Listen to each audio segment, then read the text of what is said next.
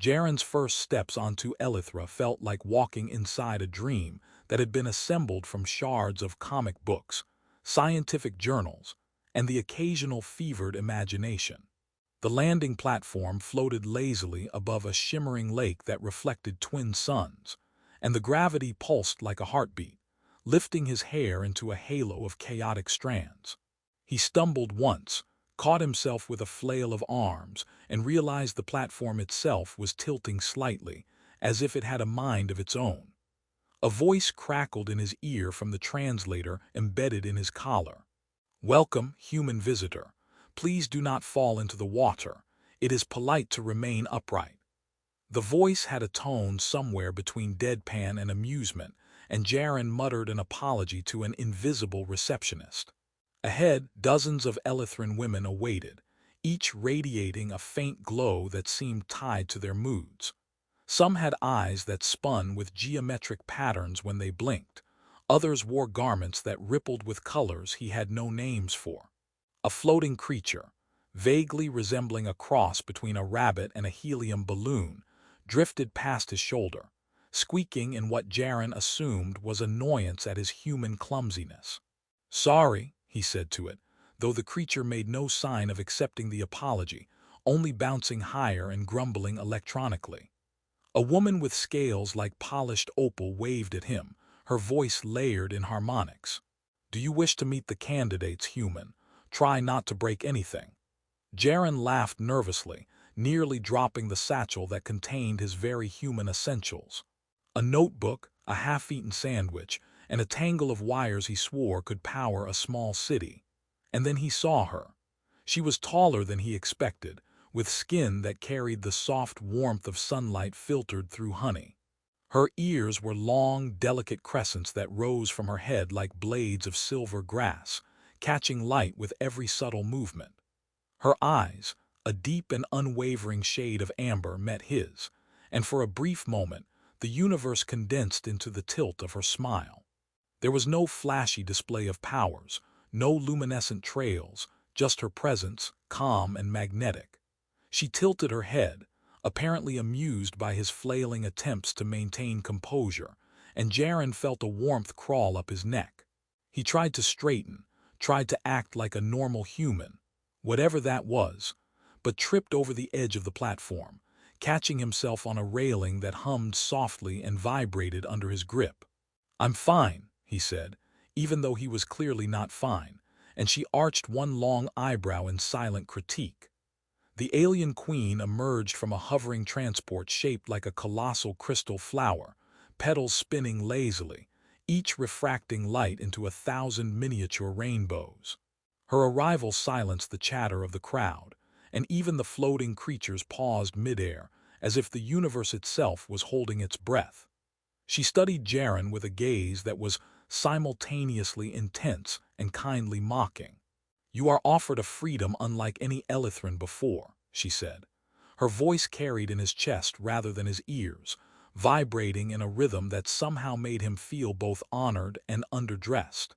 "You may choose any partner you desire. Choose wisely, or poorly.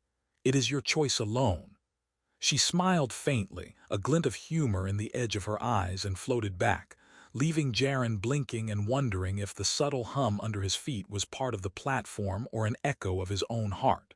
The women began their introductions, each offering a peculiar talent or quirk. A flash of light to create intricate holographic tattoos, a gust of wind that lifted him off his feet for a second before he plummeted like a lead balloon, a soft, melodic vibration that made nearby plants sway in unison. Jaren tried to respond appropriately, but his human instincts failed him repeatedly. He sneezed at the wrong time, complimented a floating orb of fruit instead of the woman holding it, and accidentally leaned into a holographic display that shattered into glittering shards, eliciting a chorus of delighted or horrified gasps. His embarrassment grew, but the long-eared woman watched quietly, an amused curve at her lips, as though she had front-row seats to a one-man comedy show staged in slow motion. Hours seemed to stretch into minutes. Jaren found himself lost in conversations that alternated between surreal logic puzzles, harmless pranks, and the occasional moment of profound insight. At one point, he tried to mimic the gravity-bending gestures of an Elithran woman, only to spin uncontrollably in the air, narrowly avoiding collision with a hovering chandelier of bioluminescent flora. "Graceful as a human," she said dryly from below, and he gasped, realizing she was speaking to him. I'm trying." He stammered, floating upside down like a confused starfish. She laughed, a soft, clear note that echoed oddly in the space around him, and Jaren swore that a planet could fall and he wouldn't have cared, because he had never heard such a laugh before. As the sun began to set, splitting the twin sky into molten gold and violet, Jaren realized he had been staring at her for hours, caught between awe and an awkward, earnest curiosity.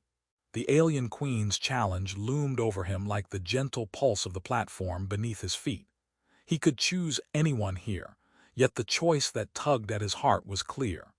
And she, the long-eared woman, seemed to sense it too, tilting her head and holding his gaze, as if she were waiting to see whether he would stumble forward, trip over himself again, or, against all odds, speak the truth he hadn't yet allowed himself to name. The moment hung between them, fragile, tinged with humor, and entirely human in its awkward, unpredictable grace.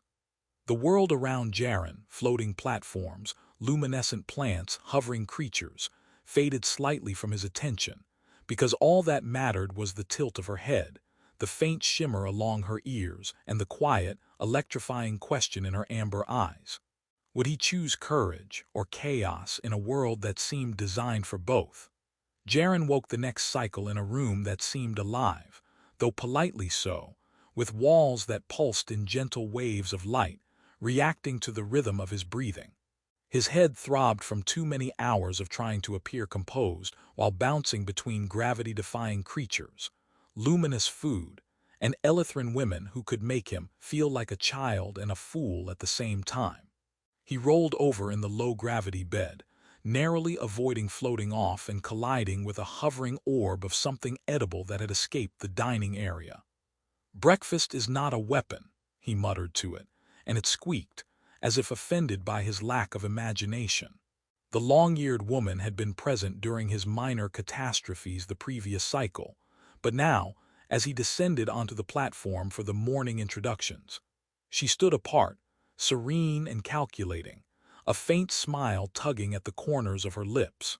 She wore a simple robe that shimmered with faintly shifting colors, not attempting to impress, yet somehow impossible to ignore. Jaren approached, stumbling slightly over a creature that had been resting on the floor like an overstuffed pillow, and realized that the entire morning ritual was like attending a science exhibition where every exhibit might float off, zap him, or laugh at his human awkwardness. The alien women began demonstrating their abilities with casual flair. One tilted her hands, and the air split into ribbons of light that formed a holographic map of the stars above.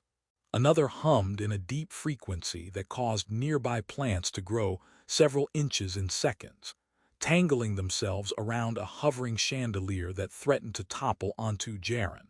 He ducked in panic, only to have the long-eared woman catch his elbow with a light touch that felt entirely effortless, steadying him. Her smile was quick, just enough to make him notice it, and he realized he was holding his breath. "You're not entirely hopeless," she said, voice low and amused, and he wanted to ask whether she meant for him or the chandelier. Jaren learned quickly that Elithran humor was subtle and often involved mild chaos. One woman winked, and a pile of levitating fruit began orbiting him like satellites. Another flicked her fingers, and suddenly his shoes levitated, leaving him hopping awkwardly until she reversed the effect. The long-eared woman stood observing, her expression unreadable, occasionally glancing at him as if noting each of his human mistakes with gentle curiosity rather than scorn. He tried to match her attentiveness, fumbling through introductions, dropping a glowing cube that shattered into harmless sparks across the floor. "Gravity is overrated anyway," he muttered, though no one laughed at first. She did softly, a sound that vibrated somewhere between musical note and warm light, and it made his ears burn. As the day progressed, he found himself drawn toward her despite, or perhaps because of, the absurdity surrounding them. They moved through rooms where gravity alternated like a whimsical suggestion, where plants rearranged themselves in midair to dodge the human's clumsiness, and where tables could morph into platforms or cushions, depending on who needed them. Jaren stumbled into several of these transformations, apologizing to floating furniture, orb-shaped fruits, and occasionally the long-eared woman herself. Each time, she merely tilted her head, her long ears catching the light in a way that made him momentarily forget to be nervous. At one point, they found themselves in a chamber where the ceiling was a translucent dome revealing a nearby moon in orbit, its surface glittering with alien minerals. "Do you always bring chaos with you, human?" she asked, her lips twitching as if she might laugh. Jaren shrugged, waving one hand as gravity briefly tilted him sideways. "It's a gift," he said. "I call it human clumsiness. It's very cultural." She laughed lightly, and he realized she had a small, sharp sense of humor that mirrored his own, even across the vast gulf of species and custom. They began talking, not about choosing partners or protocols or even the absurdities of floating fruit, but about themselves, their worlds, and the strange curiosity that drew two so different beings toward one another. The Elithran women noticed the quiet connection. They whispered, flicked light at one another, or exchanged subtle glances. Some were scandalized, some intrigued, others delighted. Jaren was oblivious, too absorbed in learning her ways, making jokes about human technology, and being subjected to her mild teasing. She corrected him when he mispronounced words in their language, her correction precise yet light, and he noticed the faint blush that rose under the soft glow of her skin. For the first time in this alien world, Jaren felt less like an object of curiosity, and more like a participant in something unpredictable, delicate, and entirely new. By mid-cycle, they had discovered a chamber of anti-gravity fountains, where water and light floated upward in whimsical spirals. Jaren, trying to mimic the fluid movements of the Elithranians, tripped spectacularly and ended up spinning her into the fountain.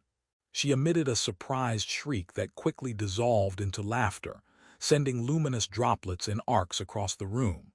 He apologized profusely, but she merely shook her head, her long ears flicking as if teasing him with their silent commentary. "You humans have a certain charm," she said, brushing water from her robe. "Mostly accidental but effective." He grinned, relieved that she had not been angered, and realized that the absurdity of his failures had become a bridge between them rather than a barrier. The sun of Elithra set slowly, painting the sky with molten violet and gold. They stood together on a floating platform, watching creatures that glimmered like fireflies drift lazily past. Jaren found himself gathering courage, feeling a pull toward honesty that eclipsed the nervous comedy of his earlier mistakes. The long-eared woman tilted her head, amber eyes fixed on him, and he felt the weight of possibility settle in the space between them. No rules, no judgment, just choice, chance, and curiosity. For a moment the world fell silent around them. Jaren realized that he wanted her, not the display, not the spectacle, not the novelty, but her, the being who had watched him trip, laugh, and blunder through Elithra, yet still seemed intrigued by the core of his awkward human heart. And when he finally whispered, barely audible, "I want you," she froze entirely, not in fear, but in a shock so profound that Jaren, spinning slightly from the low gravity, could only marvel at the effect of simple honesty. The rest of the room, the celebrations, the absurdity of the day, all faded, leaving only the delicate, unpredictable tension of two beings daring to connect in a world built to make that impossible. Jaren woke to the soft hum of Elithra's morning light, stretching across the crystalline city like liquid gold. Gravity pulsed gently under his feet, coaxing him upright as if the planet itself approved of his progress. The long-eared woman was already awake, standing by a floating window that reflected the twin suns with an almost mischievous glint. She turned her amber eyes toward him, a smile flickering across her lips as if she had already anticipated every misstep he might make today. Jaren blinked, realizing he had slept fully through the strange time cycle of the city without once floating uncontrollably into a wall or a hovering lamp. This small victory made him feel heroic, if only in the very human, slightly absurd way he always did. Their morning began as a cautious dance of humor and curiosity. He offered her a breakfast orb, a glowing, wobbling sphere filled with something resembling fruit, although the precise composition was alien enough that he suspected it might be sentient. She accepted it, turning it over in her hands, and teased, "You always come prepared with potential hazards, don't you, human?" Jaren chuckled, relieved that she wasn't offended. "Only the best hazards," he said, and the orb bounced gently on her palm as if acknowledging the compliment. The other Elithran women watched from a distance, still whispering in low tones, but Jaren no longer felt the oppressive weight of performance. He realized he had learned their rhythm, their humor, their subtle tests, and more importantly, he had learned to be himself without needing to impress anyone. That confidence, awkward as it sometimes was, seemed to charm them, turning their curiosity into admiration rather than judgment. Even the floating creatures, once inclined to sabotage him, now allowed him to pass with gentle squeaks and nods, almost as if recognizing his progress.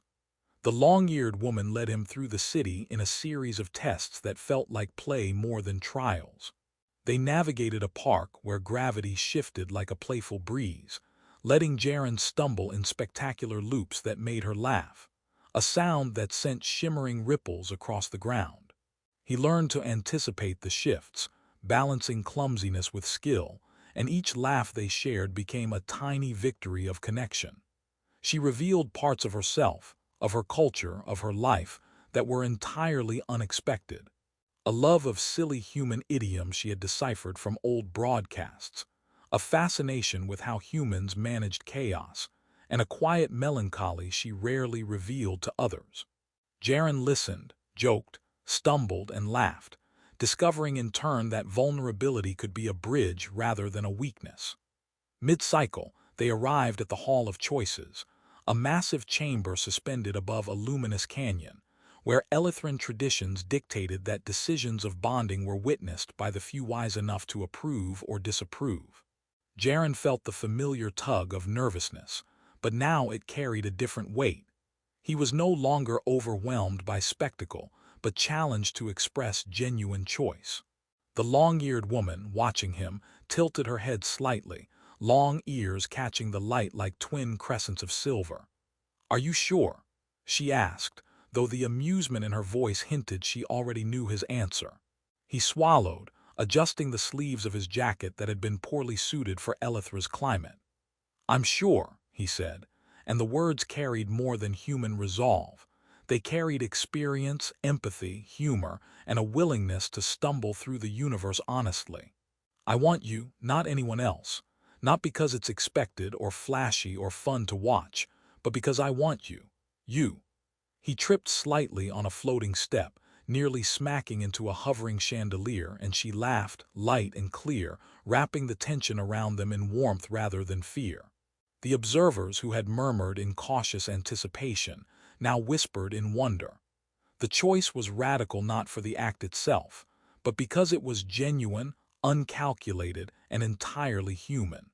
The long-eared woman's amber eyes softened, her frozen shock melting into something like delight. She reached out, brushing a hand against his cheek, then stepping back to give him space as her ears flicked in subtle amusement.